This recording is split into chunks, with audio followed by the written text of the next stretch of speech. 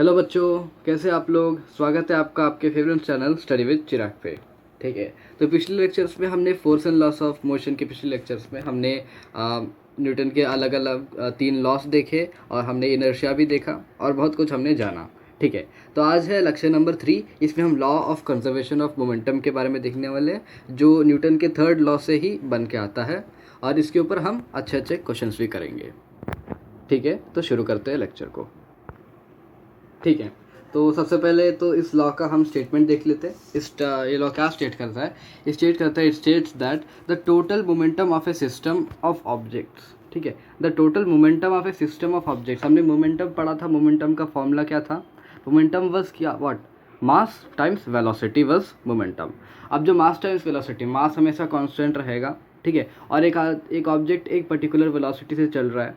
ठीक है, और यहाँ पे प्रोवाइडेड के बाद में हम समझेंगे। ठीक है, तो मास कंजर्व रहता है, मास हमेशा कांस्टेंट ही रहेगा और उसका वेलोसिटी जितना भी उसका नेट वेलोसिटी है, समझ लीजिए एक ऑब्जेक्ट इस तरफ चल रहा है, एक ऑब्जेक्ट इस तरफ चल रहा है, या इस तरफ चल रहा है एक ऑब्जेक्ट, दूसरा ऑब्जेक्ट भी इस तरफ चल रहा है, तो इनका जो नेट वैल्यू है ये बिफोर और आफ्टर हमेशा कंजर्व्ड रहता है, मतलब कहीं और वैनिश नहीं हो जाता। समझ लीजिए यहाँ पे 3 मीटर पर सेकंड से चल रहा है, ये 4 मीटर पर सेकंड से चल रहा है, तो ये जाके 7 मीटर पर सेकंड होना चाहिए। ठीक है, 7 मीटर पर सेकंड, समझ लीजिए 7 मीटर पर सेकंड होना चाहिए। लेकिन ऐसा नहीं होगा कि ये 2 मीटर पर सेकंड का ये हवा में उड़ गए या ऐसा कुछ हो गया। ठीक है, ऐसा कुछ नहीं होगा। बिफोर आफ्टर हमेशा सेम ही रहता है, जब उनका इंटरेक्शन होगा या नहीं होगा। ठीक है, provided no external force acts on them. कोई भी एक्सटर्नल फोर्स उस पर एक्ट नहीं करना चाहिए, ना ही फ्रिक्शन भी एक्ट नहीं करना चाहिए। फ्रिक्शन भी एक एक्सटर्नल फोर्स होता है। ठीक है, ड्रैग, फ्रिक्शन, ये सब एक्सटर्नल फोर्स होते हैं, ये एक्ट नहीं करना चाहिए, ये प्रोवाइडेड है। ठीक है, चलिए अब इसका डिराइवेशन देखते हैं। ठीक है, तो इसका डिराइवेशन निकालने से पहले हम सबसे पहले बेसिस ऑफ कैलकुलेशन ले लेते हैं। बेसिस है ये हमारा, बेसिस की, इसके बेसिस पे हम पूरा जो भी डिराइवेशन हम करने वाले हैं। ठीक है, तो यहाँ पे हमारे पास 2 बॉल्स है, एम ए एम बी, मतलब बॉल का नाम ए बी है। ठीक है, इसका मास है एम ए और इसका मास है एम बी। इनका इनिशियल वेलोसिटी, इसका मतलब बॉल ए का इनिशियल वेलोसिटी है यू ए और बॉल बी का इनिशियल वेलोसिटी यू बी, और वैसे ही फाइनल वेलोसिटी वी ए और वी बी रिस्पेक्टिवली। और यहाँ पे हमने let U A greater than U B ले लिया। U B greater than U A हो सकता है, कुछ भी हो सकता है, ये U A less then U B हो सकता है, U A equal U B भी हो सकता है, U A greater than U B, कुछ भी हो सकता है, उसमें फ़र्क नहीं पड़ता। ठीक है, चलिए अभी डिराइवेशन शुरू करते हैं। ठीक है, तो जब हम मोमेंटम की बात करें तो मोमेंटम निकालना पड़ेगा। ठीक है, तो यहाँ पे इस सिचुएशन में जो टोटल मोमेंटम है, टोटल इनिशियल मोमेंटम, इनिशियल है ना, ये इनिशियल सिचुएशन है ना, तो इनिशियल सिचुएशन में टोटल मोमेंटम कितना होगा वो निकालना है हमको। तो टोटल, ठीक है, टोटल इनिशियल मोमेंटम क्या होगा? M A U A plus M B U B, ये होगा ना इनिशियल मोमेंटम। मोमेंटम क्या होता है? Mass times velocity. ये वेलोसिटी है, ये मास है, वो लिख दिया, और प्लस ये, तो ये बन गया इसकी इनिशियल सिचुएशन की टोटल इनिशियल मोमेंटम हमने निकाल ली। अब टोटल इनिशियल लिखा है तो टोटल फाइनल भी निकालना है, वो भी निकाल लेते हैं, चलिए। ठीक है, तो टोटल फाइनल मोमेंटम भी हमने निकाल ली, वो है M A V A plus M B V B. अब वी ए जैसा मैंने बोला था, ये इनिशियल है, ये फाइनल है। ये इनिशियल है, फाइनल है, तो फ़र्क क्या पड़ता है? दोनों वेलोसिटी है ना, तो एम वी यहाँ पे मैं लिख ही देता हूँ पहले कि मोमेंटम इक्वल्स क्या, मोमेंटम इक्वल्स एम वी। ठीक है, जहाँ पे एम है मास और वी है वेलोसिटी। ओके, तो उस हिसाब से हमने यहाँ पे लिख दिया। अब हम न्यूटन के थर्ड लॉ को देखते हैं। न्यूटन का थर्ड लॉ क्या बोलता है? ये रहा न्यूटन का थर्ड लॉ। ठीक है, ये मैंने आपको पहले पढ़ाया था यहीं से। ठीक है, तो every action has an equal and opposite reaction. ठीक है, हर एक एक्शन अलग अपोजिट रिएक्शन में डील करता है। एक्चुअली ये फोर्स के बारे में बोलता है, force, action is force. Action हमने जो भी पढ़ा था, जो भी एक्शन होता है वो फोर्स ही होता है ना, हमने पढ़ा था ना यहाँ पे। एनी एक्शन, कोई भी एक्शन फोर्स कहलाता है। एनी एक्शन इज फोर्स, चाहे एक्शन कैसा भी हो, वो पुल होगा, हिट होगा, पुश होगा, कुछ भी है। इसके अलावा और भी कुछ एक्शन हो सकते हैं। साइज़ को हम छोटा बड़ा कर सकते हैं, स्क्वीज़ कर सकते हैं। जो भी एक्शन होगा वो फोर्स से ही डील होगा। तो जो भी एक्शन होगा, एक्शन मतलब फोर्स। ठीक है, ठीक है, चलिए शुरू करते हैं। ठीक है, तो हमने लिख दिया according to Newton's third law force exerted, ठीक है, फोर्स एक्सर्टेड, ध्यान से सुनिए, force exerted by M A, mass M A on mass M B will be equal to negative, है ना, माइनस में हो जाएगा ना, ऑपोजिट होगा, तो negative of the force, force क्या, बी जो एम ए पे डाल रहा है, एम बी जो एम ए पे डाल रहा है, meaning the force exerted by ma on mb equals negative of the force exerted by mb on ma। तो वहीं पे लिख देते हैं हम, तो ठीक है, हमने लिख दिया force exerted bye ma on mb equals minus force exerted bye mb on ma। ठीक है, अभी इसको इक्वेशन के हिसाब से लिख लेते हैं। ठीक है, एक और बात यहाँ पे सोचने वाली है कि f फोर्स, फोर्स क्या होता है, फोर्स क्या होता है, फोर्स होता है m इंटू एक्सेलरेशन, है ना, force equals mass into acceleration, मास टाइम्स एक्सेलरेशन। ठीक है, तो अभी ये जो चीज़ है इसको हम मास टाइम्स एक्सेलरेशन की तरफ से लिख सकते हैं ना इसको, क्योंकि u जो है वो वेलोसिटी है। अब हम एक्सेलरेशन का फॉर्मूला तो जानते हैं, मतलब final velocity minus initial velocity by time t। ठीक है, तो अब हम वही सब्स्टिट्यूट करने वाले हैं यहाँ पे।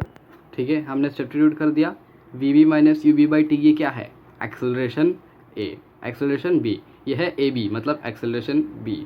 ठीक है, ये हो जाएगा एक्सेलरेशन a, a। ठीक है, वैसे लिख सकते हैं हम इसको, यहाँ पे लिख देता हूँ a और ये हो जाएगा a b, acceleration b acceleration a। ठीक है, तो अब हम इसको आगे कंप्यूट करते हैं। ठीक है, तो आगे कंप्यूट करने पे हमें ये मिला। ठीक है, हमने यहाँ पे इसको मल्टीप्लाई कर दिया। ठीक है, तो ये मिला। और एक बात यहाँ पे देखने वाली है कि ये जो है ना, यहाँ पे प्लस आ गया है, प्लस क्यों आया है। ठीक है, यहाँ पे माइनस है, जब आप माइनस को प्लस, यहाँ पे साइन प्लस ही है ना इसका, यहाँ पे कुछ भी नहीं मतलब प्लस है। ठीक है, जब माइनस प्लस से मल्टीप्लाई होता है तो हमारा क्या आता है, माइनस आता है, और जब माइनस माइनस से मल्टीप्लाई होता है तो क्या आता है, प्लस आता है। ठीक है, तो इसलिए यहाँ पे प्लस आया।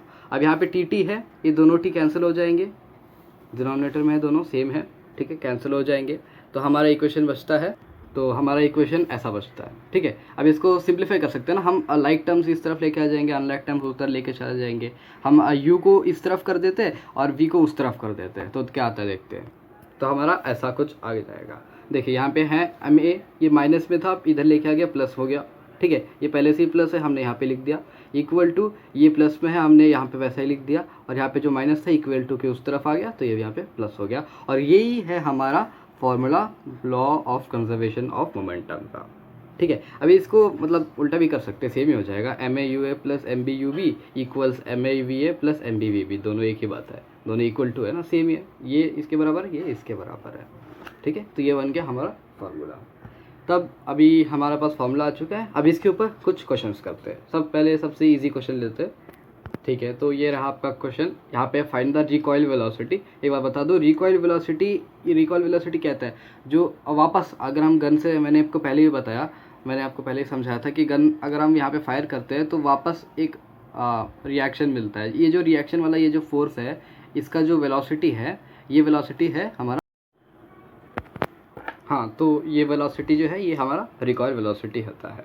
ठीक है, तो आपको मैं 3 सेकंड का टाइम देता हूँ, आप यहाँ पे पॉज करके इसको बनाइए और कमेंट बॉक्स में आंसर डालिए। ठीक है, आपका टाइम शुरू होता है अभी, 1 2 3। ठीक है, शुरू। अब मैं इसका आंसर बताता हूँ।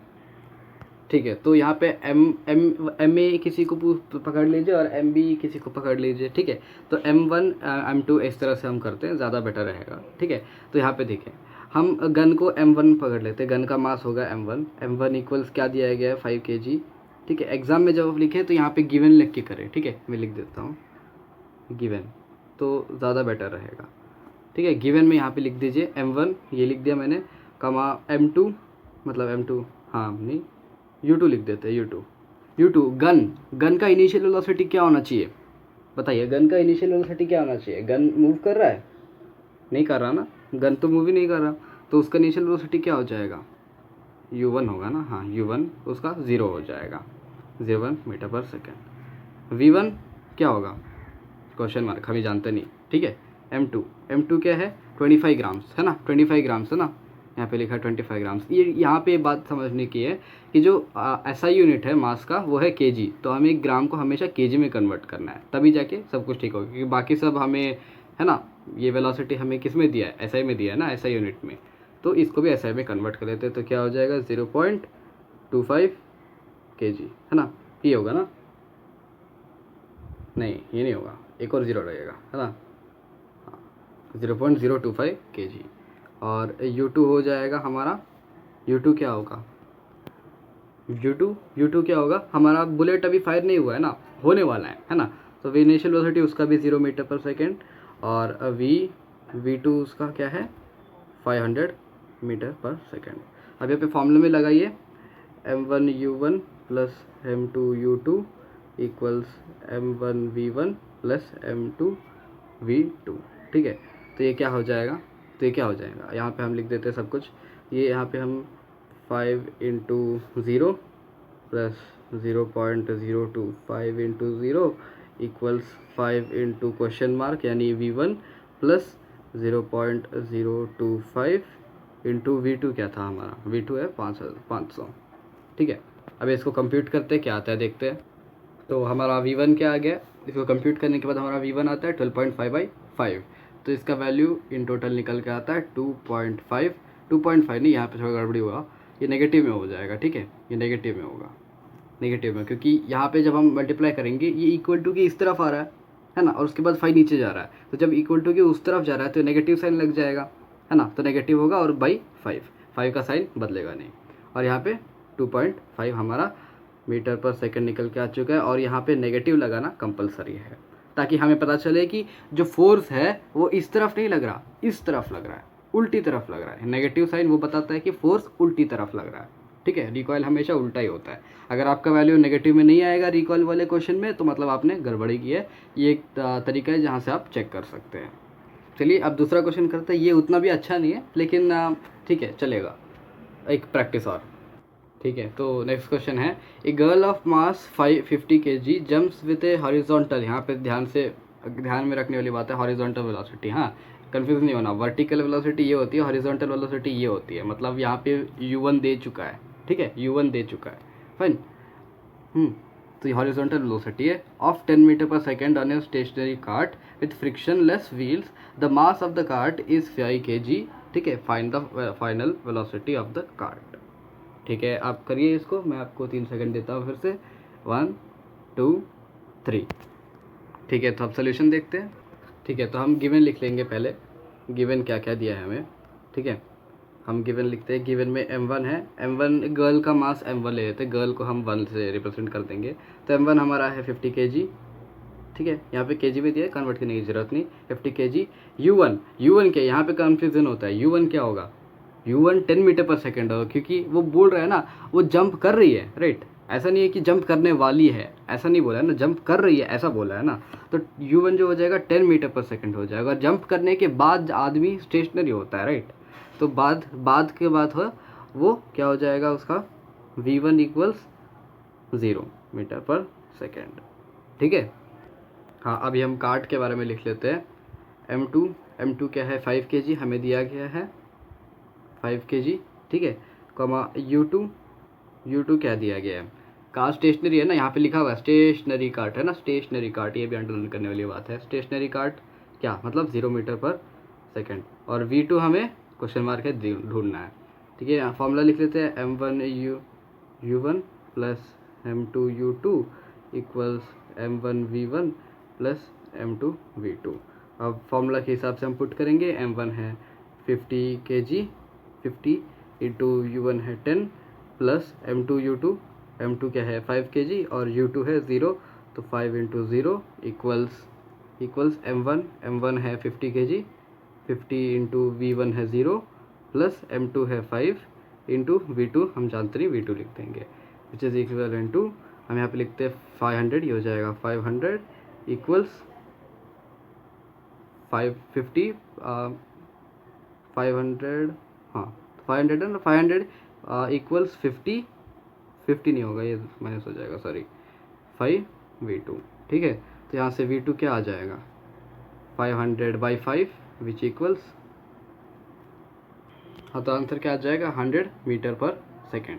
ठीक है, तो इस क्वेश्चन का एक और वेरिएशन हो सकता है। ठीक है, यहाँ से मेरे को एक समझ में आया कि इस क्वेश्चन का एक और वेरिएशन भी हो सकता है कि आपको यहाँ पे पूछा है find the velocity of the cart. अब क्या होता अगर आपको पूछ देता find the velocity of the girl, आप क्या करते, अब गड़बड़ हो जाती ना, अब तो गड़बड़ हो जाती, तब तो आपको V1 भी नहीं पता होता, V1 भी नहीं पता होता, ठीक है, तो यहाँ पे कुछ नहीं होता।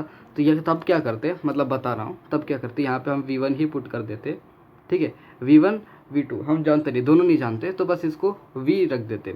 तो ये क्या हो जाएगा 50V प्लस 5V, दोनों की वेलोसिटी सेम ही होगी ना। ऐसा नहीं है कि लड़की कार्ट के ऊपर चढ़ गई और उसके बाद कार्ट का वेलोसिटी अलग हो गया, लड़की का वेलोसिटी अलग हो गया, ऐसा नहीं है ना, दोनों साथ में ही चलेंगे, राइट। तो दोनों V हो जाएंगे, ठीक है। तो हम 50V प्लस 5V, तो क्या हो जाएगा 55 टाइम्स V, और उसके बाद हम कंप्यूट करेंगे तो हमारा कुछ और आंसर आएगा, ठीक है। तो यहाँ पे कंफ्यूज नहीं होना है, आप पर्सपेक्टिव को ध्यान से देखना है ना। रेफरेंस ऑफ हमारा जो रेफरेंस जैसे चेंज होता है वैसे सब कुछ चेंज हो जाएगा, ठीक है, इसको ऐसे समझ सकते हैं, ठीक है। तो इतने क्वेश्चंस, अभी 2 ही क्वेश्चन किया हमने, 2 ही क्वेश्चन, तो मतलब बस इतने ही वेरिएशंस आ सकते हैं इस क्वेश्चन, इस पर्टिकुलर चीज़ को लेके, बस इतने ही वेरिएशंस आ सकते हैं। और मैं आपको यहाँ पे 3 होमवर्क क्वेश्चन दे देता हूँ, आप इसको सॉल्व करिए और कमेंट बॉक्स में आंसर दीजिएगा, ठीक है। वो 2 क्वेश्चंस, और आपको इसके चैलेंजर्स मिलेंगे, इसका जो एक्टिविटीज़ है वो भी मिल जाएगा, और आपको एक अच्छे से क्वेश्चन सीरीज मिल जाएगा जहाँ से आप अच्छे से प्रैक्टिस कर सकते हैं। और यहाँ पे एक और बात समझने की है कि इस चैप्टर में ना बेसिकली आपको कॉन्सेप्ट लगाना होता है कि कैसे होगा, क्यों होगा, है ना। फॉर्मूला लगाने पे कुछ नहीं होता, फॉर्मूला लगा दोगे फिर बाद में देखोगे नेगेटिव आ रहा है, नेगेटिव क्यों आ रहा है, मेरा आंसर नेगेटिव नहीं हो सकता। आप बोलोगे वेलोसिटी नेगेटिव नहीं हो सकती, यहाँ पे स्पीड है, आप समझ लोगे, है ना। स्पीड और वेलोसिटी में हमें डिफरेंस पता होना चाहिए, वैसे ही मास और वेट में भी हमें डिफरेंस पता होना चाहिए, हमें हर चीज़ में डिफरेंस पता होना चाहिए, ठीक है। आप समझ लोगे, हो सकता है ना कुछ बच्चे होते हैं समझते ये स्पीड है, स्पीड नेगेटिव नहीं हो सकती कभी, फिर आंसर गलत है फिर काट देंगे, राइट, ऐसा नहीं होना चाहिए, है ना। और जिसको जहाँ पे ना रेफरेंस हमेशा ध्यान से लेना, जैसे हमने यहाँ पे सीखा, है ना, गर्ल को रेफरेंस लेते ही पूरा क्वेश्चन बदल गया, राइट, पूरा क्वेश्चन बदल गया। हमने काट लिया था तो ठीक ठाक था, लेकिन गर्ल ले लेते तो अलग होता। यहाँ पे क्वेश्चन समझने की बात है, यहाँ बोलता कार्ट विथ गर्ल, है ना। कार्ट विथ गर्ल का मतलब क्या, गर्ल कार्ट के ऊपर चढ़ गई, है ना। अब यहाँ पे खाली जंप बोला है, जंप विथ कार्ट, अभी यहाँ पे आगे नहीं बताया ना कि उतर जाती है, नहीं वहीं पे खड़ी होती है, राइट। अगर वो उतर जाती है तो ये सही है, अगर वहीं पे खड़ी रहती है तो ये गलत है, तब हमको 55V के साथ चलना पड़ता, वो अलग अलग हो जाते हैं, राइट। तो इस तरह से हमें इसको समझना है। 2 क्वेश्चन दे देता हूँ मैं आपको, हाँ, उसको आप होमवर्क लीजिए और लास्ट में उसका आंसर दे देना, ठीक है। ये 2 क्वेश्चन है, ऊपर वाला है हमने जो स्केटबोर्ड वाला क्वेश्चन देखा था उसका वेरिएशन टाइप क्वेश्चन, और ये है क्वेश्चन जो अब क्या जो मोशन के लॉस दिए हैं, first law of motion, first equation of motion, second equation of motion, उससे ये निकल सकता है। तो दोनों आप लगाइए और इसको करिए और आंसर भेजिए कमेंट बॉक्स में, ठीक है। Thank you for watching.